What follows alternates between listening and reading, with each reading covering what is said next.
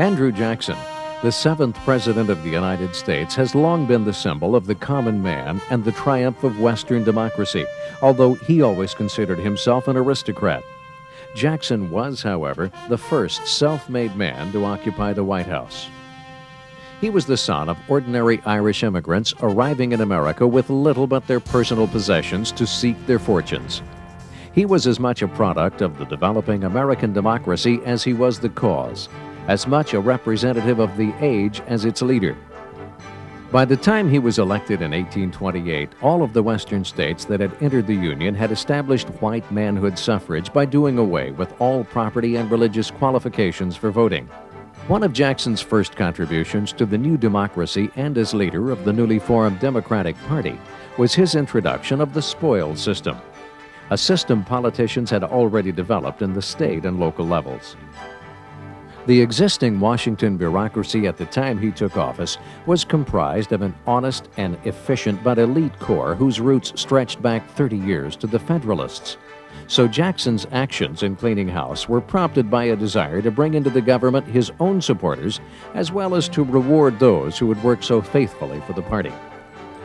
Of more direct importance to Jacksonian democracy was Jackson's stand on the national bank issue. The bank had ceased to exist in 1811 when President Madison had not renewed its 20-year charter. Following the War of 1812, however, the Democratic Republicans found fiscal policies in such grave disorder that a second bank had to be established, again under a 20-year charter. Jackson had a long-standing prejudice against the national bank, which he considered to be a government-sponsored monopoly. The opposition party, now called the National Republicans or Whigs, led by Henry Clay, persuaded the bank's president to allow a bill for the re-charter of the bank to come before Congress 4 years before its charter expired. The bill passed Congress but was vetoed by Jackson. Jackson's views won approval from the American people. In 1832, he received more than 56% of the popular vote and almost 5 times as many electoral votes as his opponent, Henry Clay. Jackson regarded his own victory as a mandate against the bank and immediately proceeded to undermine its power. This was considered by many as a significant step in opening America for liberal capitalism. Jackson stated that the role of government should not be to grant exclusive privileges to make the rich richer and the potent more powerful, but in his words, to protect the humble members of society, the farmers, mechanics, and laborers who have neither the time nor the means of securing like favors to themselves. Jackson wedded democracy to capitalism more firmly than ever before.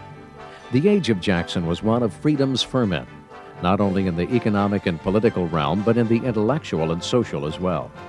It was a period of seething social reform and utopian ideals. Let us not forget, though, that it was also during the age of Jackson that women were not allowed the right to vote, own property, or obtain a higher education.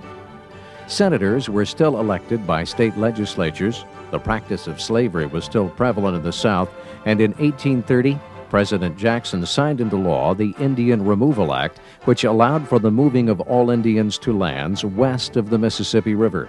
The rugged individualism of Andrew Jackson has become known as central to the American character. He brought the common man into the national government and set a pattern of strong presidential leadership on behalf of the American people that would be followed into the 20th century.